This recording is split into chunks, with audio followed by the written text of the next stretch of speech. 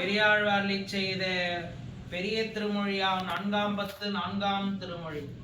நாகாரியம் சொல் இல்லாதவர் நாள்தோறும் விரந்து ஓம்புவார் தேவகாரியம் செய்து வேதம் பயின்று வாழ்த்திறக்கோட்டியோர் மூவர் காரியமும் திருந்தோம் முதல்வனை சிந்தியாத பாவ காரியங்களை படைத்தவன் எங்கனம் படைத்தான் கொலோ.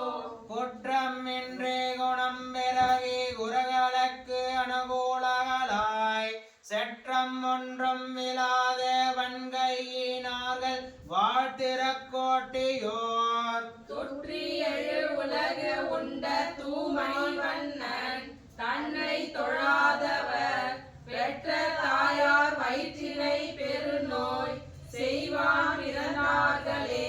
வண்ண நல்மனையும் மரகதமும் அழத்தீழா தென்னை சோழ்திறக்கோட்டையோ திருமாலவன் திருநாமங்கள் என்னை கண்ட விரல்களால் பொழுதும் என்ன போய் உன்னை கண்டதும் ஊத்தை வாய்க்கு கவலம் உந்துகிறாரே.